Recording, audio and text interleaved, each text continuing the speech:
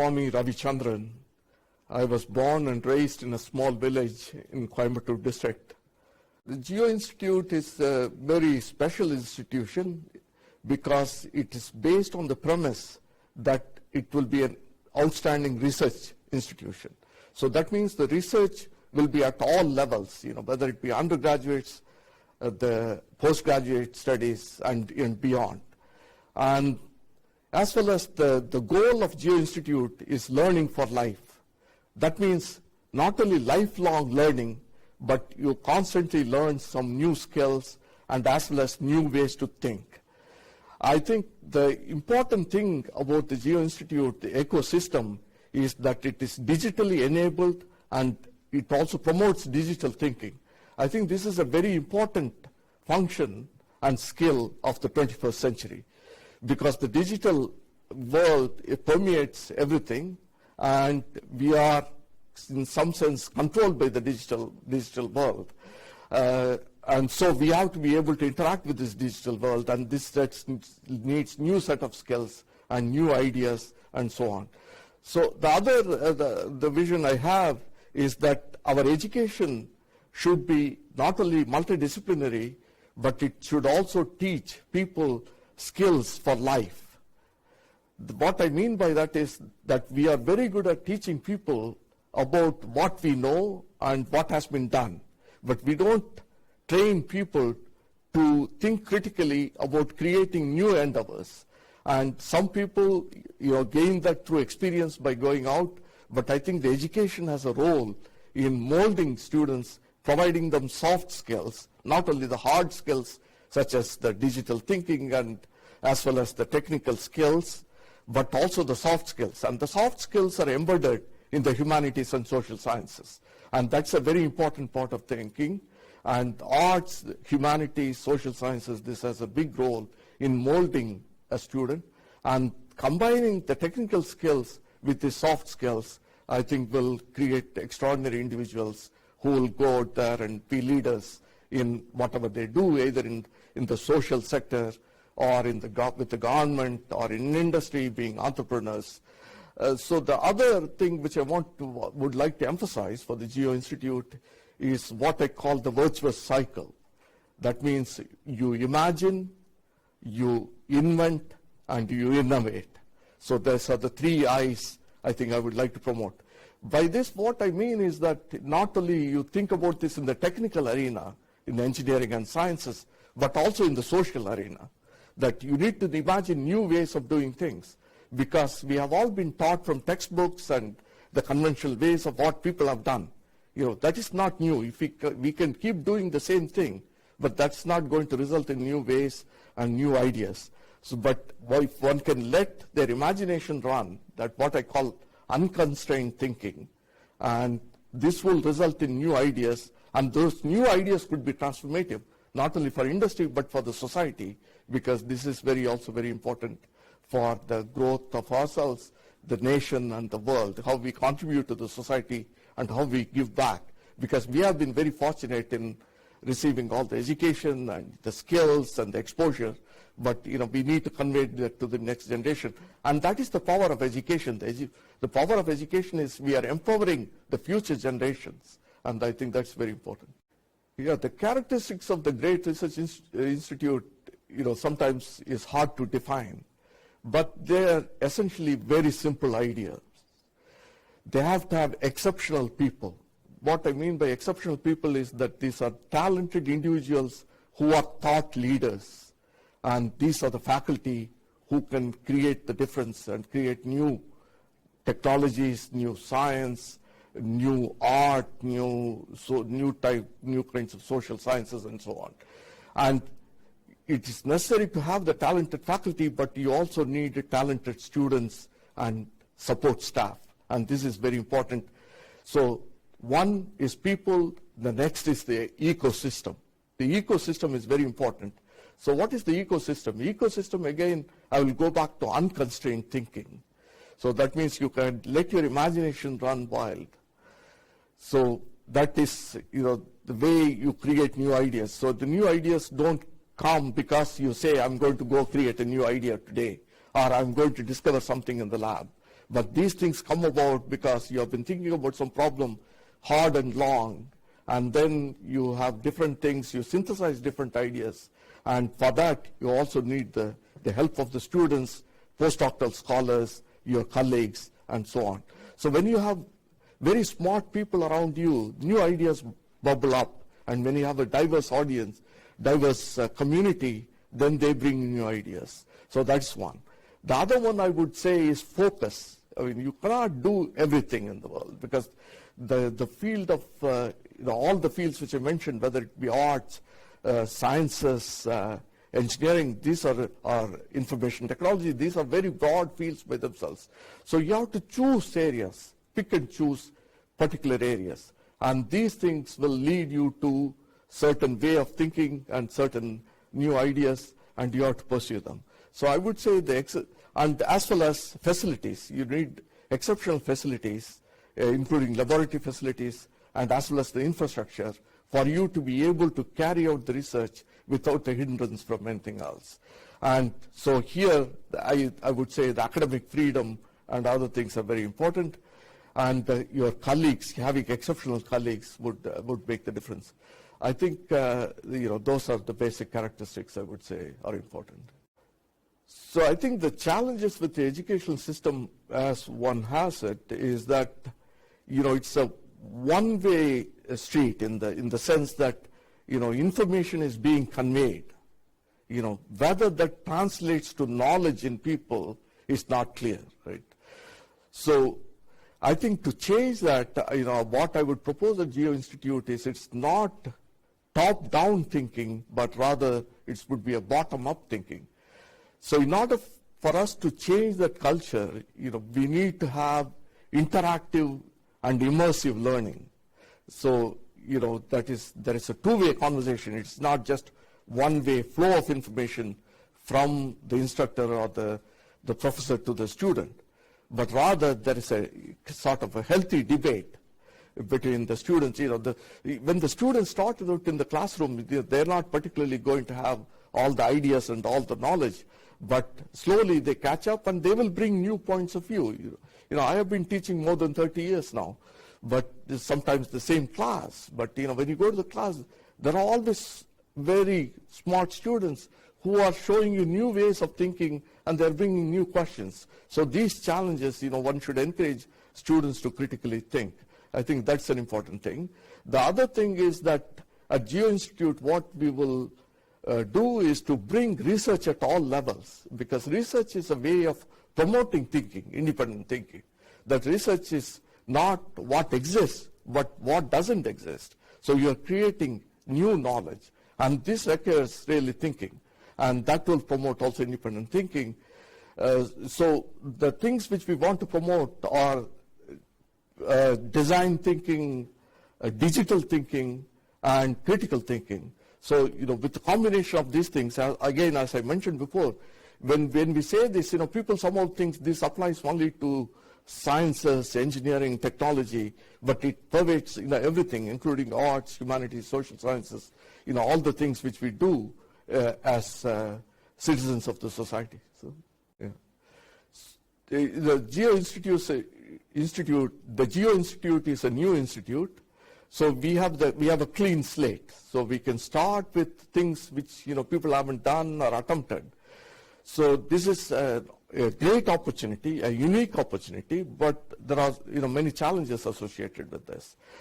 So I would say initially we are starting programs, key programs in artificial intelligence and data science, and as well as in digital media and marketing communication.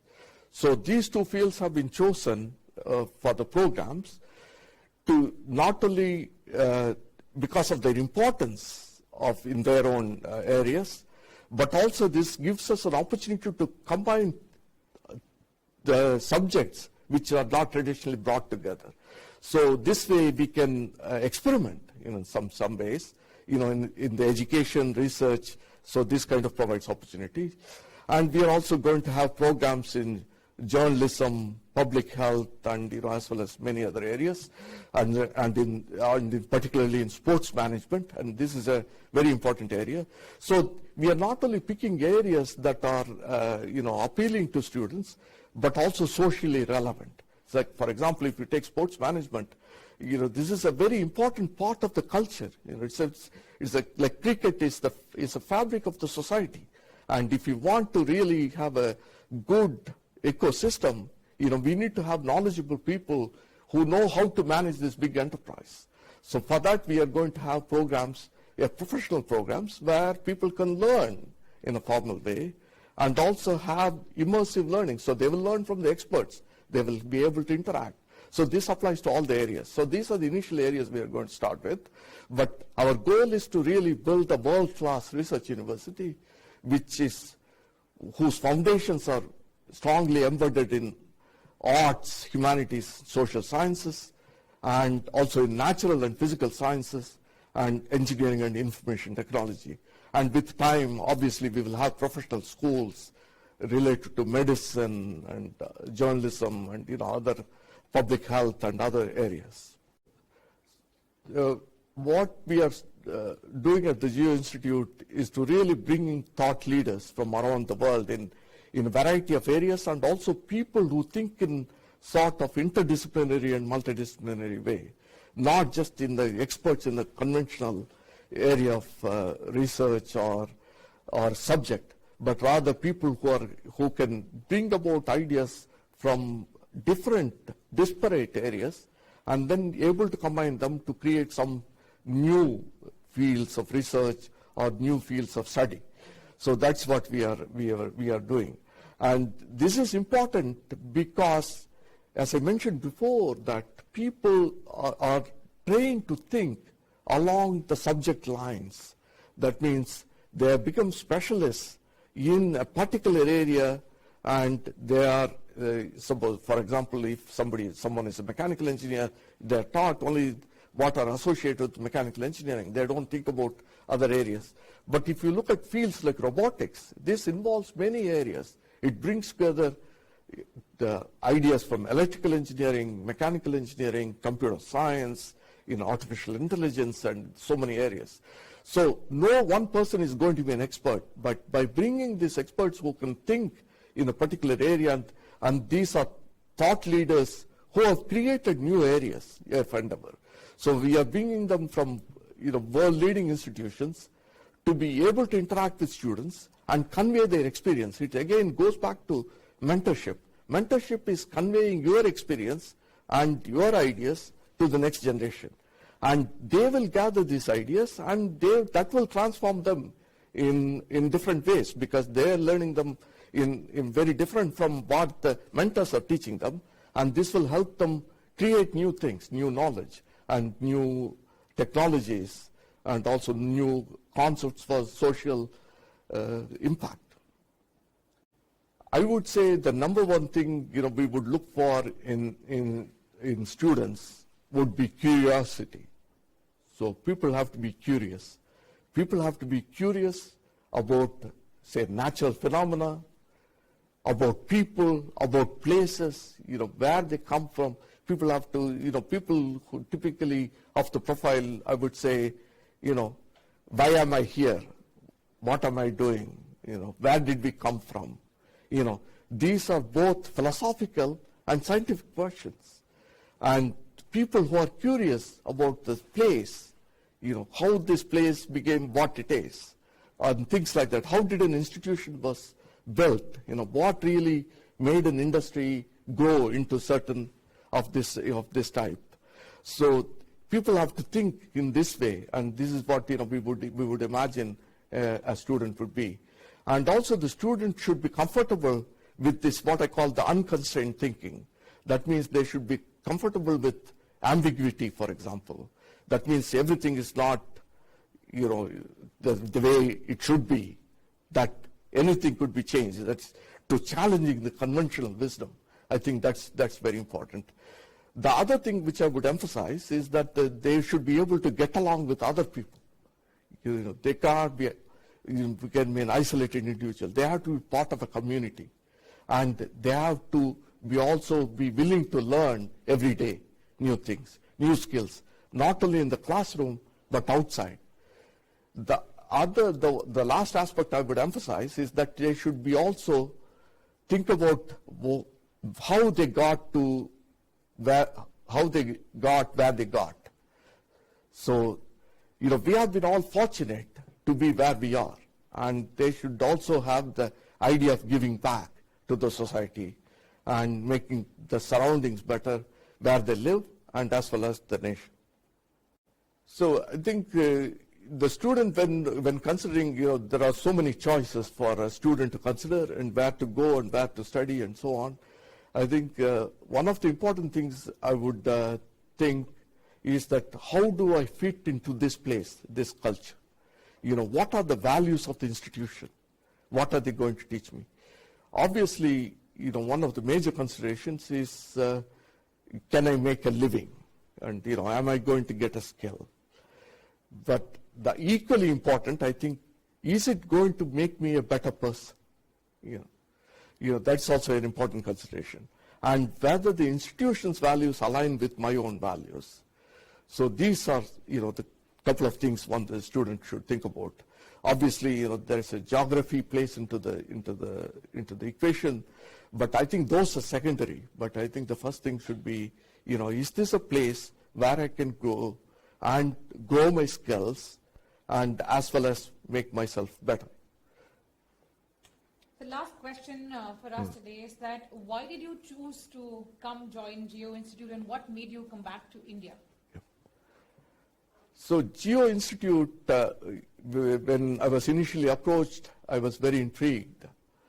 And I made a visit in December of 2021. I think, there are a number of factors why I chose to come to Geo Institute. One, this is, I think, a once-in-a-century opportunity. And institutions like this, especially which are focused on research, are not created every day. And I truly believe this is an opportunity of a generation. And I was at a point in my career that I could consider this opportunity. And the major factor for me to accept this position is the vision of the founders, Sri Mukesh Ambani and Srimat Nita Ambani. Their vision, their extraordinary generosity to the Reliance Foundation, and the vision to create a research university that really resonated with me, and as well as that the opportunity to create something new, which is not a conventional university, but very different from what the other universities are, and creating new fields of endeavor, and as well as the opportunity to train students in a very different way, some of which I described before. As well as the last thing I would say is I was also greatly impressed by the team which was building the institute.